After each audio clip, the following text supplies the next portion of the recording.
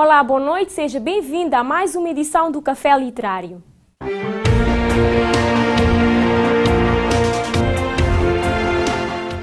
Henrique Rojas é o autor eleito desta semana. O médico que tornou-se um escritor premiado em Espanha traz-nos temas que retratam a vivência do homem moderno.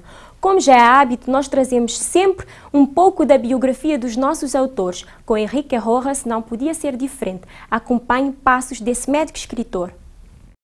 Henrique Rojas nasceu em Espanha em 1949. Médico espanhol, professor de psiquiatria da Universidade de Extremadura, sua pesquisa centra-se em dois temas, a depressão e a ansiedade. Seus ensaios giram em torno da sexualidade, as crises conjugais e a vontade. Henrique Rojas, catedrático de psiquiatria em Madrid e diretor do Instituto Espanhol de Investigação, pertence à geração de médicos humanistas que tanta tradição tiveram em Espanha e no resto da Europa. Conquistou o Prémio Conde da Cartagena da Real Academia de Medicina de Madrid pelos seus trabalhos sobre a depressão e médico humanista do ano em Espanha em 1995. A sua obra está traduzida em francês, italiano, russo, português, polaco e turco. Os seus livros de investigação estão concentrados em três temas: as depressões, a ansiedade e as perturbações da personalidade. Nos ensaios abordou sobretudo três vertentes: o amor e o desamor, a sexualidade e a vontade. Uma constante em seu pensamento é a busca da felicidade. Do seu ponto de vista, uma vida bem-sucedida requer tratar adequadamente algumas das seguintes questões que afetam hoje a sociedade: o hedonismo, a permissividade, o niilismo, a promiscuidade sexual e relativismo.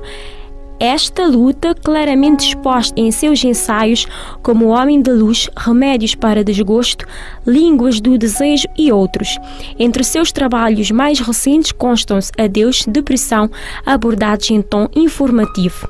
Rojas é autor de vários livros de autoajuda, ensaios, artigos de jornais e outros textos. Mas a sua obra é ainda mais vasta, contando com obras como Os Estudos sobre o Suicídio, 1978, Sexualidade e Afetividade, 1981, A Psicopatologia da Depressão, 1982, Aspectos Clínicos da Depressão, 1984, A Teoria da Felicidade, 1987, Remédios para Desgostos, 1990, A Enciclopédia da Sexualidade e do Parceiro, 1991, O Homem da Luz, 1992, A Conquista da Vontade, 1994, Amor Inteligente, 1997, A Ilusão de Viver, 1998, A Ansiedade, 1998 também, Quem é Você? Chegou em 2002, As Línguas do Desejo, em 2004, Adeus Depressão, 2006, Amigos, Adeus à Solidão, 2009,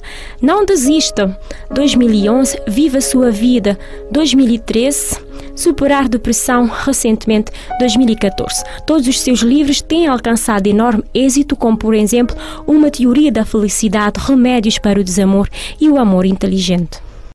Com as várias transformações ocorridas na humanidade, surge, segundo o autor, um novo homem, fortemente ligado ao capitalismo, onde o consumismo impera. Isso é bom ou mau? Questão fortemente discutida pelo Henrique Rojas na sua obra O Homem Light, Uma Vida Sem Valores, onde ele caracteriza o homem como sendo light, ou seja, permissivo, mas que carece de critérios sólidos de conduta. Henrique Rojas faz uma descrição muito realista do homem atual e que assume contornos muito negativos. Segundo ele, os produtos light deram origem ao homem light e à vinda light, caracterizada pelo facto de tudo estar sem calorias, sem gosto ou interesse. A essência das coisas não importa, só é quente o superficial, e a vida pode ser comparada a um coquetel onde tudo pode ser experimentado, mas tudo está desvalorizado. Centrado em aproveitar bem o momento e consumir, em se interessar por tudo e ao mesmo tempo por não se comprometer com nada, o homem light ajeita tudo. Para ele, tudo é transitório, passageiro e assim até a democracia e a vida conjugal se tornam light. O lema é não exigir muito e alcançar uma tolerância absoluta.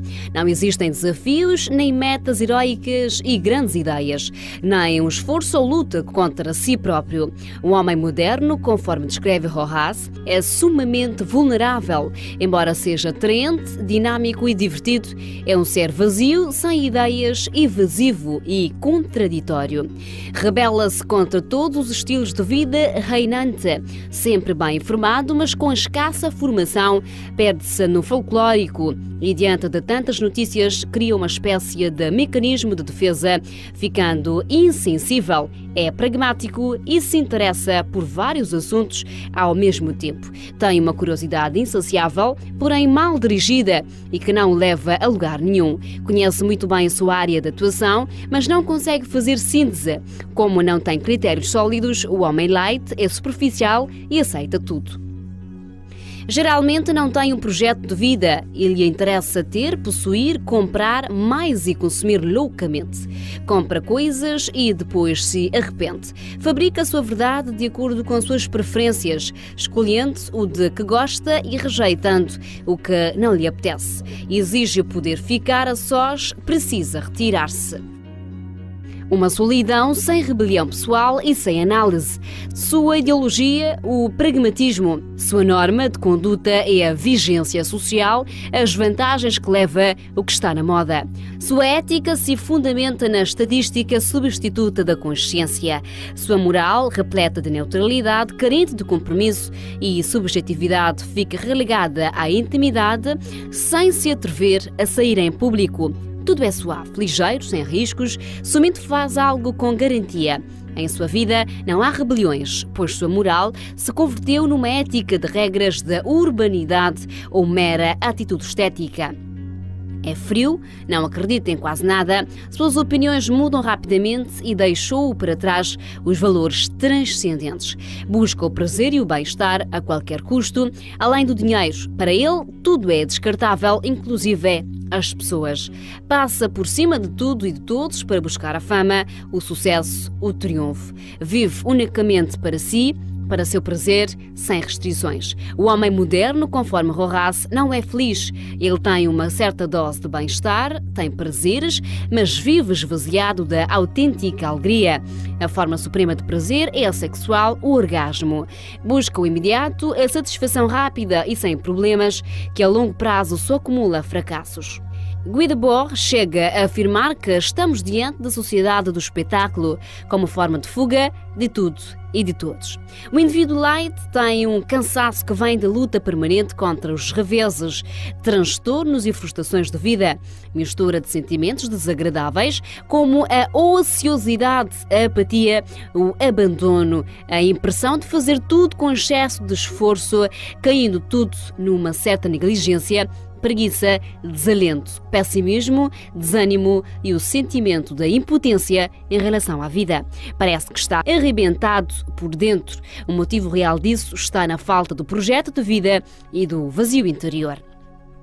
O homem civilizado, ao contrário, colocado em meio ao caminhar de uma civilização que se enriquece continuamente de pensamentos, de experiências e de problemas, pode sentir-se cansado da vida, mas não pleno dela.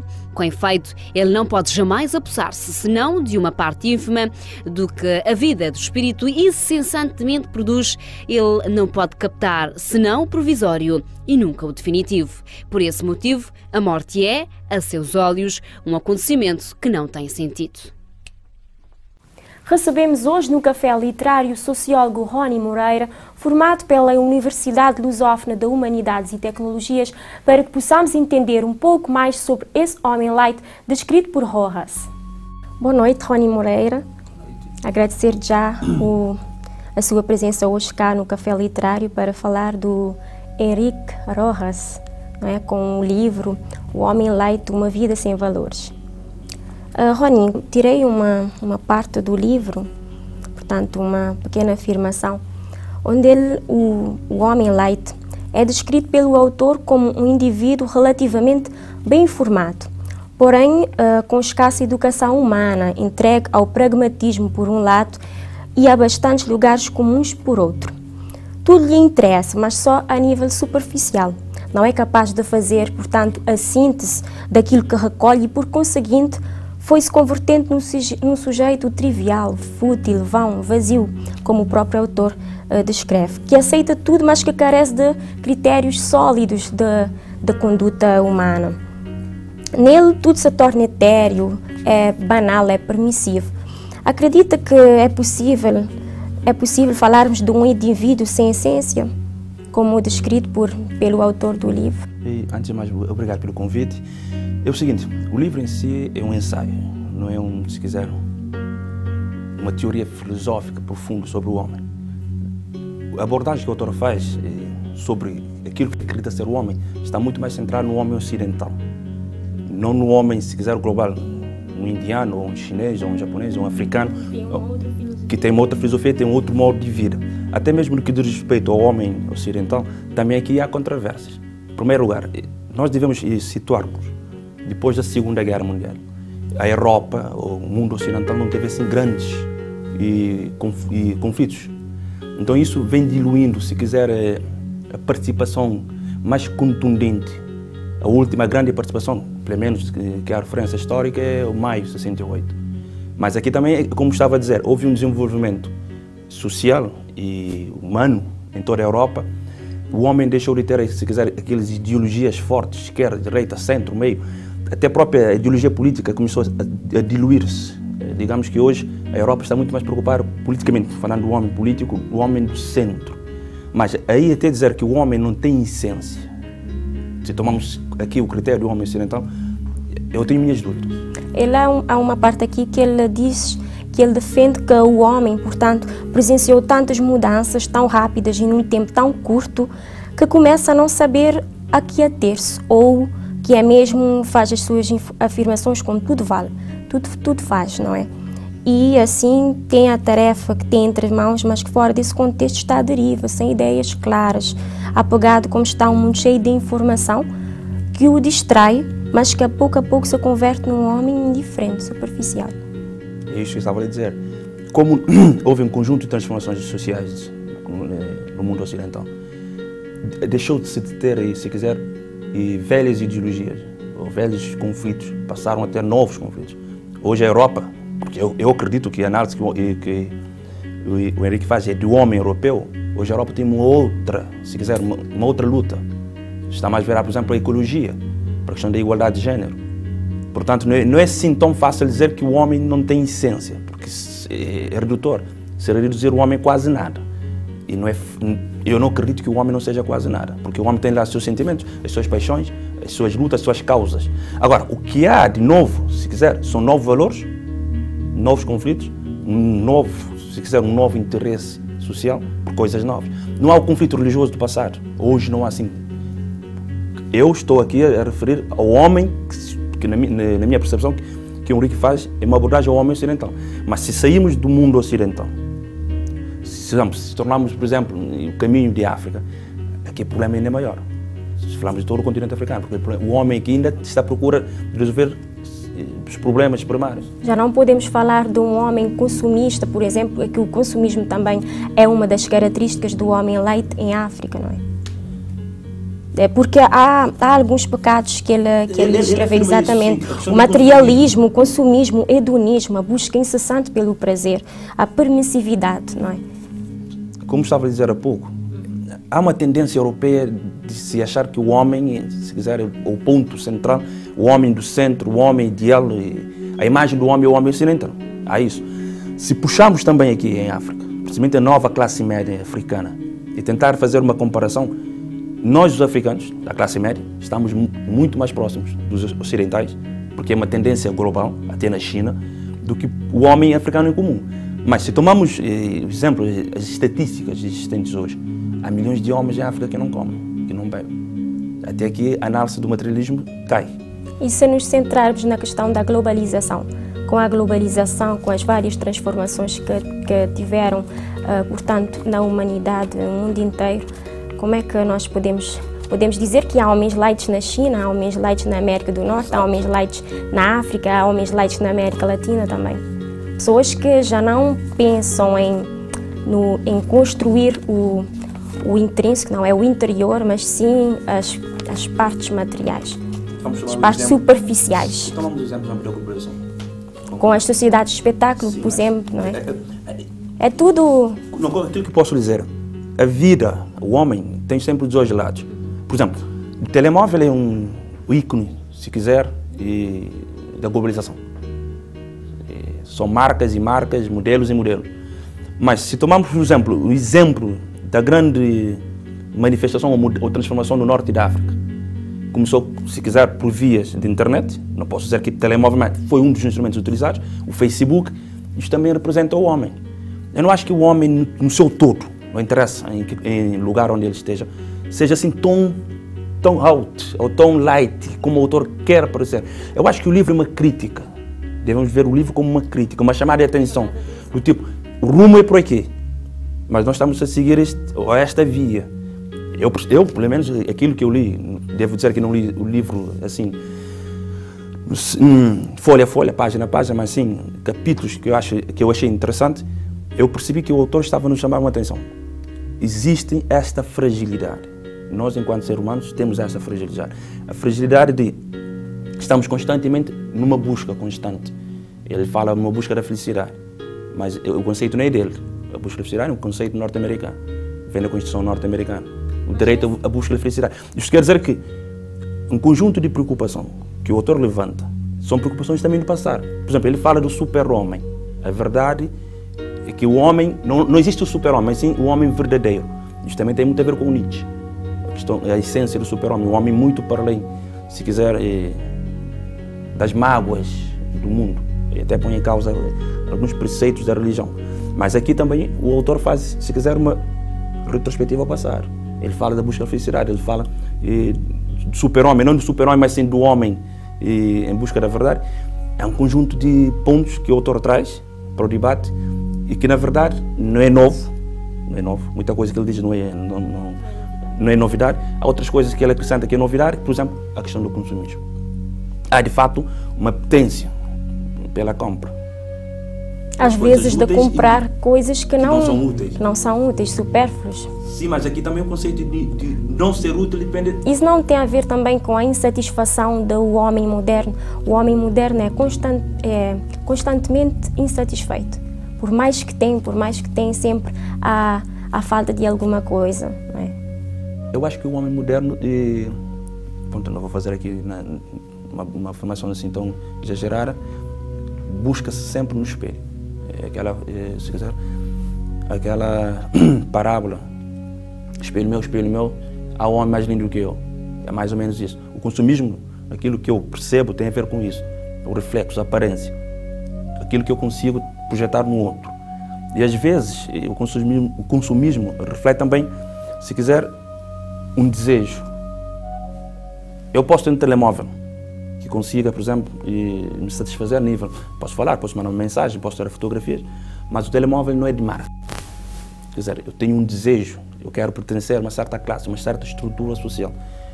E às vezes também a nossa apetência pela compra, pelo consumismo, reflete muito a classe onde nós estamos e as nossas ambições. E isso leva-nos a um outro ponto, a uma outra característica proposta pelo autor, que é o hedonismo, que significa buscar o prazer acima de tudo. Como é que nós podemos falar? O homem light, o homem moderno busca imensamente essa questão, não é?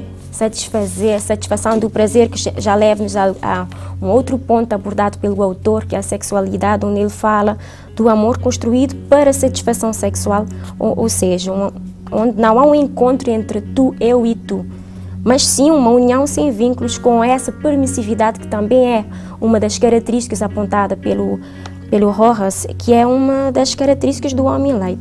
E estaríamos a caminhar por uma via sem volta. O que eu estava a dizer há pouco, em muitos dos temas ou assuntos que o homem light ou Henrique Horace reflete ou quer refletir ou busca trazer à tona, são problemas do passado.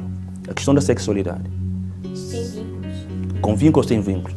É um assunto também tão velho como o próprio homem. Se tomamos isso e voltamos à Bíblia, há um conjunto de regras, até nos 10 mandamentos, em que a ideia central é, se quiser, entre aspas, domesticar o homem.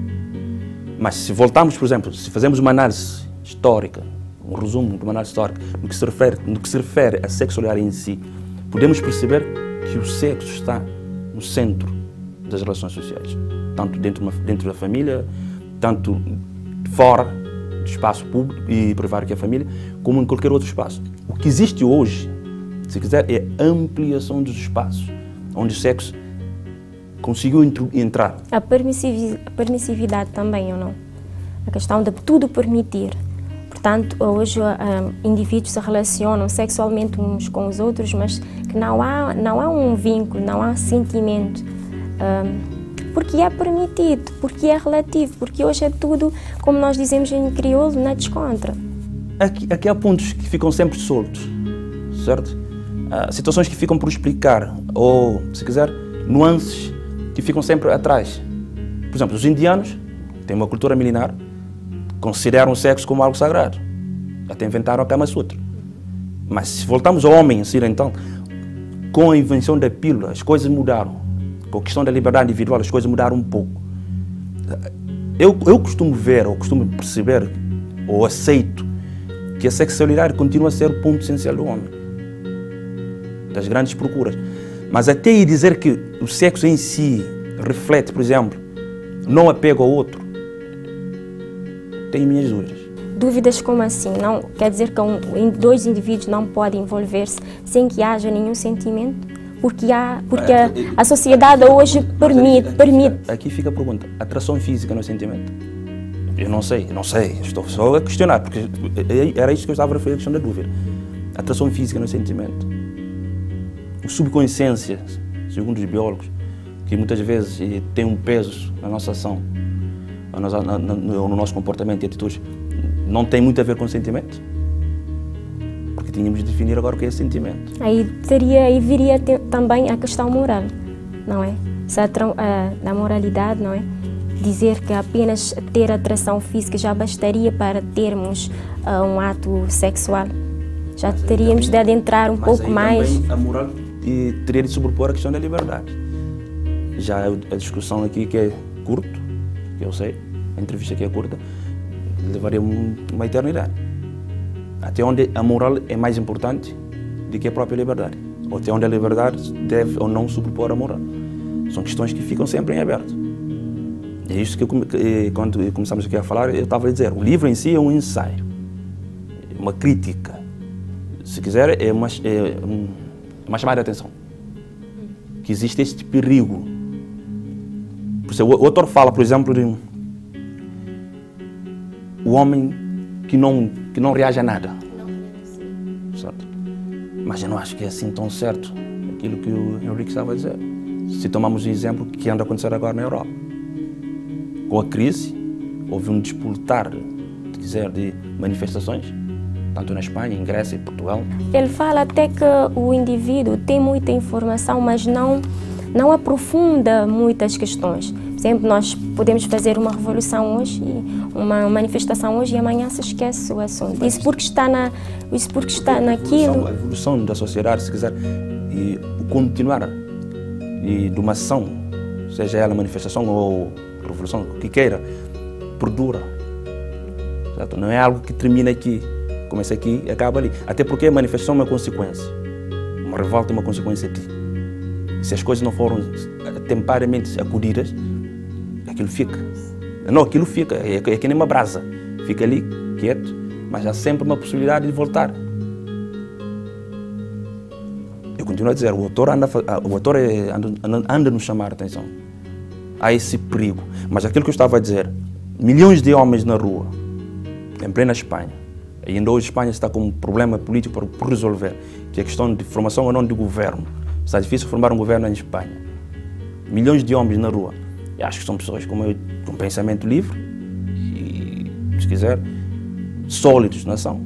Porque não é fácil sair. Uma manifestação não é fácil. Pois, claro. Há um ponto que não poderia deixar de mencionar. Ele aborda também a televisão, onde ele aponta que o telespectador está cativado por tudo e por nada, excitado e indiferente, disseminado numa opção banal que percorre o ecrã sobressaltado por momentos pontuais. A televisão contribui para esse vazio existencial que Rojas apresenta no livro, tanto é que, se pensarmos os vários conteúdos veiculados pela televisão. Eu pergunto qual televisão? As televisões generalistas ou as especializadas? Aqui depende do interesse do telespectador. Aqui depende, se quiser, da própria educação lá em casa. Eu posso ter um filho, se quiser, eu influencio meu filho ou a pessoa próxima de mim um conjunto de, como posso dizer, programas interessantes, digamos assim, capazes de formar o homem. Aqui tem muito a ver com o interesse da pessoa em si, aquilo que eu quero para mim. É claro que, como sempre, não é de hoje, como sempre, desde o Império Romano, a massa gosta do que é, eu não vou dizer com pouca qualidade, mas a massa sempre não vai pelo lado erudito da cultura. A massa, sempre, não é hoje nem ontem, desde o Império Romano. Agora, há uma certa classe social, agora falamos agora de classe, que sempre buscou o melhor para si e para os filhos. Isto, por exemplo, é visível em Cabo Verde.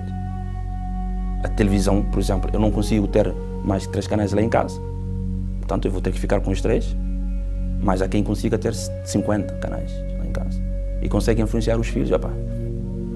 Então refuta essa afirmação do autor. Porque aqui tínhamos que definir o que é televisão, ou qual televisão. Então poderíamos dizer os produtos, porque se repararmos bem, tanto as várias televisões sempre têm a questão do consumismo, apela ao consumismo de uma forma ou de outra, vários conteúdos também vinculados pelos... E tem a ver com a marketing. Uma televisão, isso tem a ver com a marca como uma empresa. Uma televisão é uma empresa. Como uma empresa que tem que ter publicidade. E a publicidade é uma forma, se quiser, de chamar as pessoas para o consumo. Sim, já agora, a última questão. A nível sociológico, quais seriam as consequências para uma sociedade que fosse constituída por um indivíduo light? Ou então, quais, já no fim, quais as recomendações que daria para que alguém não tornasse tão light como descrito pelo autor? Em primeiro lugar, se tomamos o homem light como uma verdade absoluta, de que ela existe assim como é, assim como o autor retrata, mas estamos a falar que é no homem, não no homem singular. O autor tenta, se quiser, caracterizar quase toda a humanidade. Mas se tomamos isso como uma verdade absoluta, estamos a caminho de mudar quase tudo. A começar pela política, a ordem política. O povo ainda mais ordena. Nesse caso, o povo vai deixar de ordenar. A democracia vai ficar numa situação dependente de quem manda. E quando assim é, o caminho é quase ditadura, ou a força da ditadura. O homem light, se tornar no homem light, como o autor aqui nos explica, deixa de haver relações de proximidade, a solidariedade. A solidariedade é orgânica da sociedade. Não há, pelo menos até agora, não existe uma sociedade sem solidariedade. A relação familiar é de solidariedade, a relação com a vizinhança é de solidariedade. Portanto, o outro deixa de ter importância e passamos a contar em exclusivo. E quando assim é, se o individualismo tomar essa proporção, não creio que vá por esta via, será dramático. Porque eu não vou preocupar contigo, tu não vais preocupar com ele, com o outro, e o nós vai deixar de existir. E assim, se tal acontecer, deixa de haver a sociedade, deixa de haver sempre a ideia de nação, de Estado-nação. E vamos ficar aqui quase à deriva. Agora, se esse homem existisse assim como o autor queira, faz acreditar que exista, há um antídoto, que é aquilo que o Paulo Sartre fala de engajamento ou compromisso. Até o autor também fala disso. O autor fala que as pessoas não falam a verdade porque não há o compromisso. Para eu falar de verdade, eu tenho que estar comprometido com a verdade. Então, portanto, o engajamento. Aqui, mais uma vez, o Paulo Sartre. Só engajamento. Engajamento, mas aqui, o engajamento com o compromisso tem a ver com o todo. Tem a ver com a coletividade. Tem a ver, eu estou engajado, ou eu tenho, se quiser, um objetivo grande, maior, de que é a minha própria existência. Seria, se quiser, a cura para este irmão. Ok. Rony, obrigada pela sua presença hoje no Café Literário. Já estamos no fim. Espero que aprecie o programa. O meu programa foi bom até agora. Obrigada. Nada. Obrigado eu. E o programa Café Literário de hoje chega ao fim. Espero que tenha apreciado. Conto consigo na próxima edição. Até lá, fique bem!